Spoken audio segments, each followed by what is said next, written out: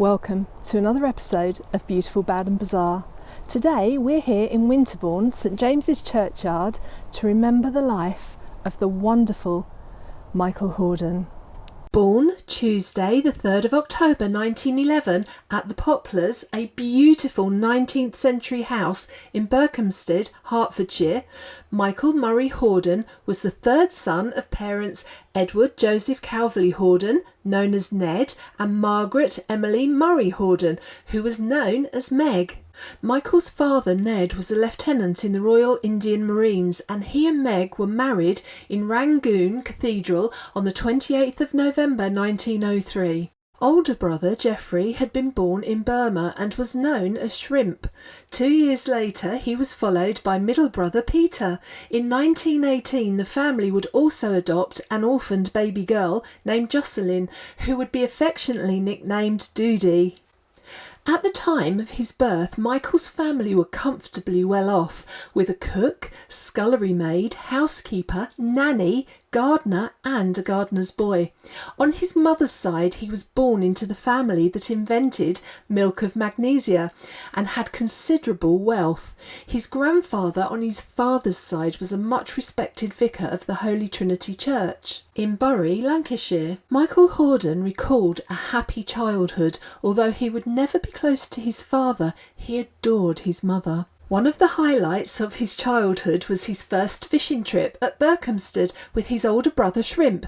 He later wrote that it was an earth-shattering experience when he caught his first fish. He burst into tears, and for years to follow he would repeat the pattern. He'd catch a fish and have a good cry. Fishing would become a lifelong passion. In 1916, when Michael was just 5 years old, his mother decided to join his father in India, where the couple remained until 1918. In the meantime, Michael, with his nurse, was sent to join his brothers at prep school in Sussex. The school was called Windlesham and was located at that time at Southern Cross, Portslade. He would be at Windlesham for 9 years, and it was there that he fell in love with acting when he and some other boys established the AAA Club, which stood for Classroom A Acting Association. They would write, act and direct, and they would always give themselves the star parts. Michael Hordern did not come from a theatrical family and didn't see his first play until the age of 15, when a friend of the family, a vicar called Cyril Hudson, took him to the Adelphi Theatre in London to see Jessie Matthews in Evergreen. Michael said, "You dressed up for the theatre in those days, and I wore a dinner jacket for the first time. We sat grandly in the stalls and I absolutely adored it." When Michael was 8 years old, the family moved to Brighton. Their first flat was in Eaton Square. Shortly after, they moved to Marine Parade, overlooking the sea, and young Michael would fish off the end of the pier. Eventually, the family would move to nearby Haywards Heath, where his parents bought a house.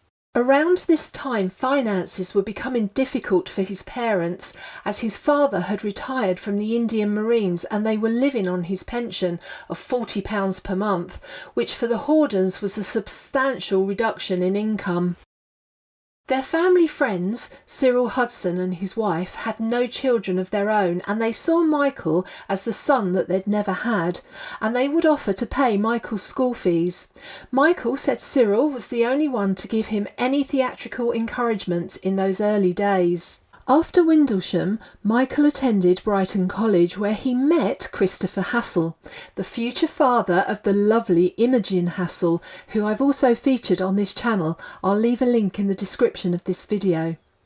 Michael and Christopher became firm friends, and it was Christopher Hassel that would later influence Michael to embark on a theatrical career. It was during his first term at Brighton College, aged 14 in 1925, that Michael's parents moved to a remote house on Dartmoor called Jordan Manor. The house was in quite a state, with no electricity and only oil for cooking and lighting. But Michael enjoyed the adventure of it all.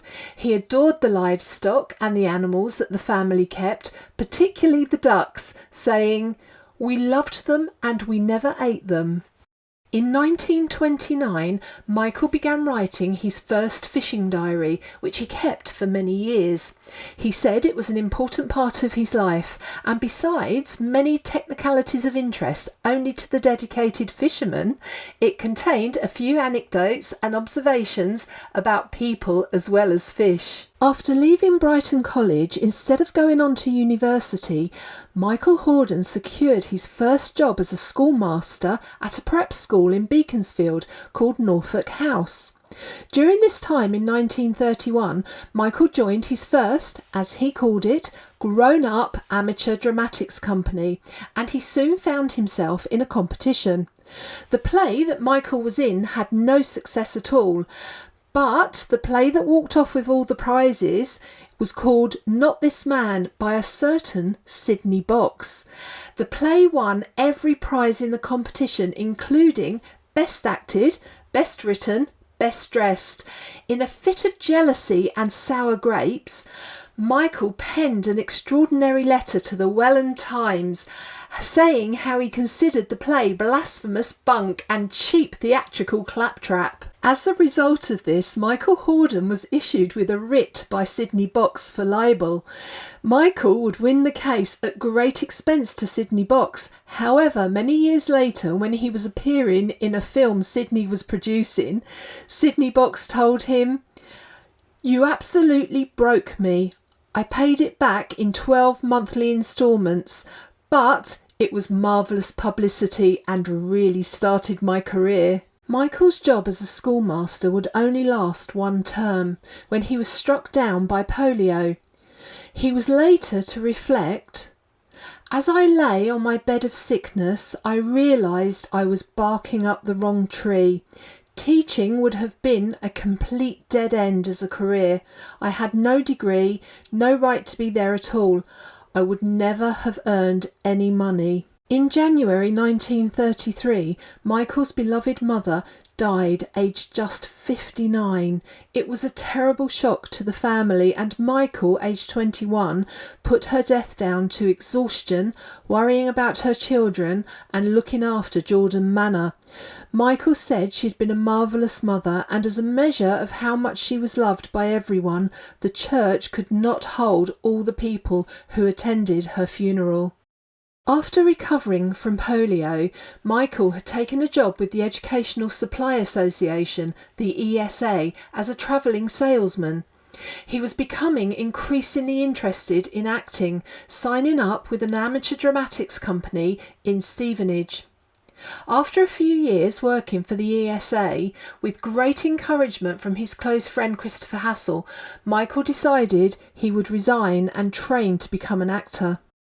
Michael Hordern's first theatrical engagement was as an understudy to Bernard Lee and assistant stage manager at the Savoy Theatre in a play called Night Sky in January 1937, with a salary of £2 and 10 shillings a week. Ironically, the play was about the Second World War, which of course had not yet begun. Michael was to say it was fairly prophetic, but not very entertaining, as it only ran for 10 performances. People were not interested. Michael moved on, and that same year he found himself as a member of the Rapier Players in Bristol on £5 per week. As rehearsals began for his first play, he would meet the very young and beautiful actress Eve Mortimer, who several years later would become his wife. By 1939, Michael Hordern had made his first film debut in A Girl Must Live, featuring Margaret Lockwood and Lily Palmer, and it was directed by Sir Carol Reed. At the outbreak of war, Michael Hordern volunteered for the Navy, and he was called up at the end of 1939. However, he was contracted to play the leading role in a show, and the Navy agreed to let him continue until the show finished. In 1940, Michael was once again appearing alongside Margaret Lockwood in the film The Girl in the News, and in 1941 he finally reported for duty. Michael was judged to be officer material and was sent out for officer training, which had been set up in the King Alfred Baths in Brighton. In the spring of 1942, after intense training, he was posted as Fighter Direction Officer for 2.5 years on the HMS Illustrious. He was soon promoted to Lieutenant Commander and found himself in charge of entertainments. While very much attached to HMS Illustrious, Michael Hordern had also formed an attachment to the lovely Eve Mortimer, who he had met 4 years previously, and during a fortnight's leave on the 27th of April 1943, the couple married. Truthfully, if not a little unromantically, Michael Hordern was to write in his 1993 autobiography, A World Elsewhere. I'll leave a link in the description of this video. I have had a lot of affairs during my life. I have enjoyed the female body, but I really don't know what it is to be passionately in love. I loved Eve as much as, if not more than, I have ever loved anyone. Even so, I remember sitting on the train from Liverpool in the morning after we were married, looking across the carriage at Eve and wondering if I had done the right thing. Here we were, married for life. I found the whole idea rather daunting and wondered how common this feeling was. I still do. Eventually, at the age of 34, Michael would leave the Navy and re-establish his acting career. His agent was the famous Gordon Harbord, who looked after many actors, including Diana Dawes, and for the first 2 years of being demobbed, almost all Michael's income came from radio, but he would soon become a master of stage and film. In November 1946, Eve and Michael welcomed their daughter Joanna into the world. The couple were living in a small flat in West Hampstead at the time, and with Joanna's arrival, the couple decided it was time to purchase their first house, a Georgian cottage at 49 North Road, Highgate. Michael Hordern was soon working with Diana Dawes on the film Good Time Girl, which was released in 1948. Around this time, Michael Hordern was also working with Stanley Holloway, who I've also previously featured on this channel, and I'll leave a link in the description of this video to the Stanley Holloway one. The film was 1949's one of my favourites, Passport to Pimlico. There were many talented actors and actresses working on this film, including a very beautiful young actress called Barbara Murray, who Michael was rapidly to fall in love with. With the dawn of the 1950s, Michael Hordern's career was going from strength to strength. It appeared he would never slow down. He made a great number of war films during this time and was working on stage at Stratford, playing Polonius to Richard Burton's Hamlet at the Old Vic in 1953. Michael and Richard forged a great friendship, and he would appear alongside Richard Burton in Cleopatra 10 years later in 1963. Michael Hordern accepted a BAFTA for Best Television Actor of 1957.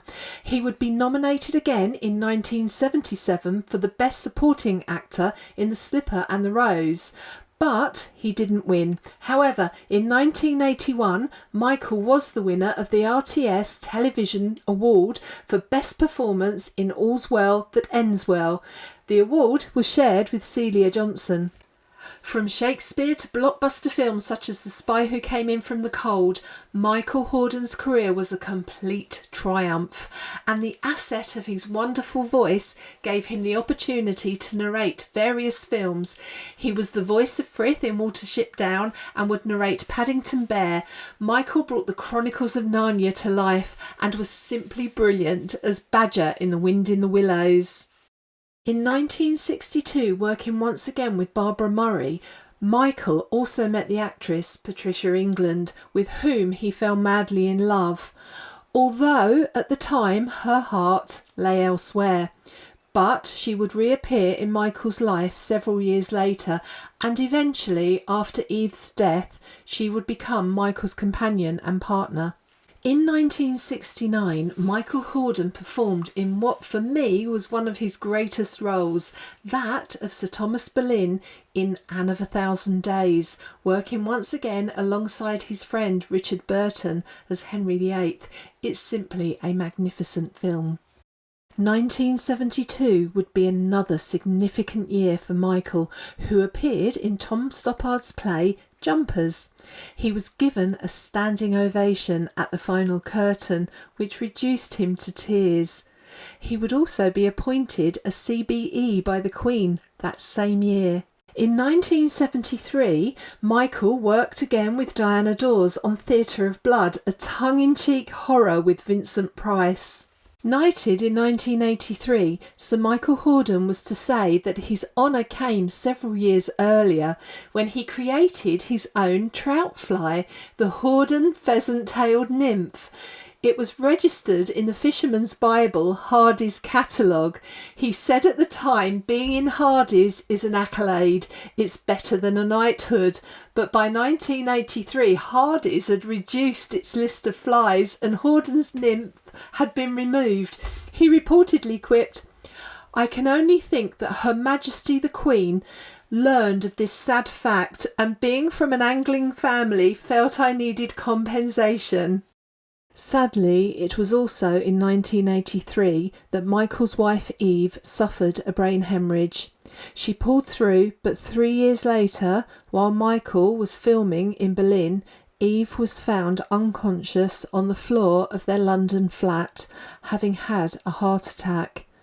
Lady Eve Hordern died on the 19th of April 1986.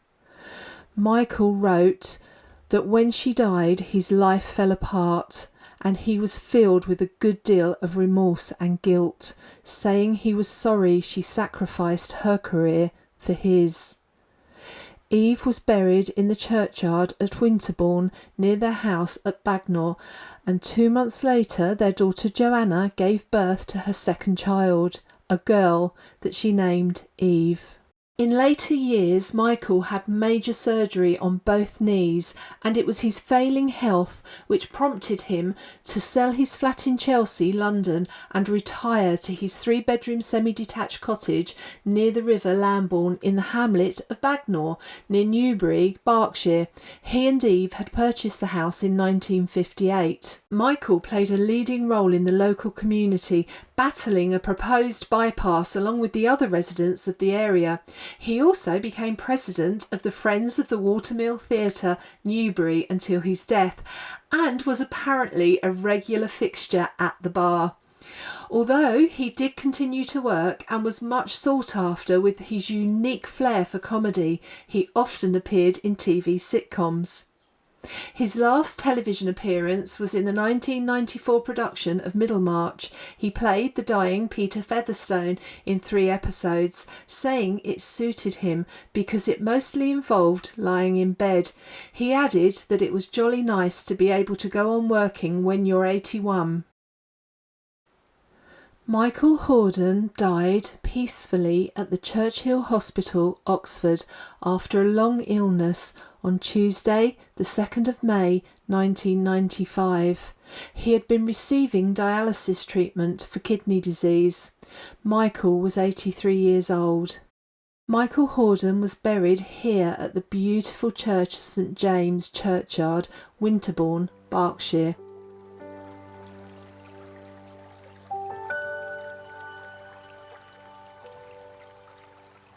Remember Lady Eve Hordern, 1914 to 1986, and Sir Michael Hordern, 1911 to 1995.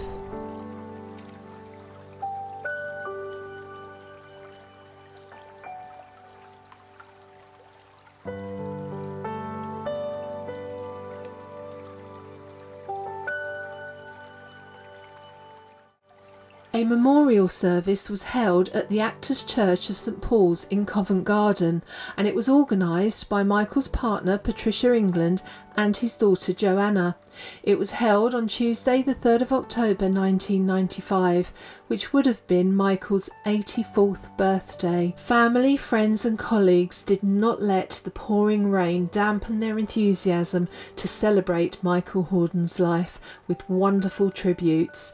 The playwright and screenwriter Tom Stoppard read an extract from Michael's own fishing diary, and John Mortimer, the writer of Rumpole of the Bailey, said, "Something great and wonderful has gone from our world."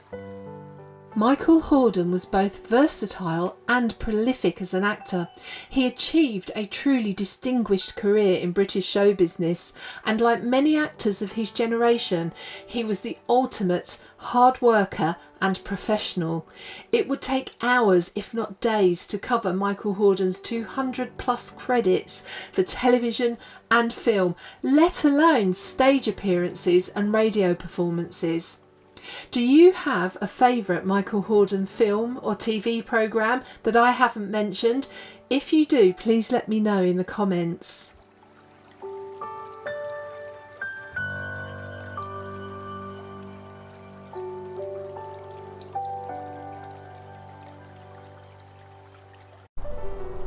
Thank you so much for joining me on this step back in time today. I hope you've enjoyed the video, and I look forward to seeing you in the next one.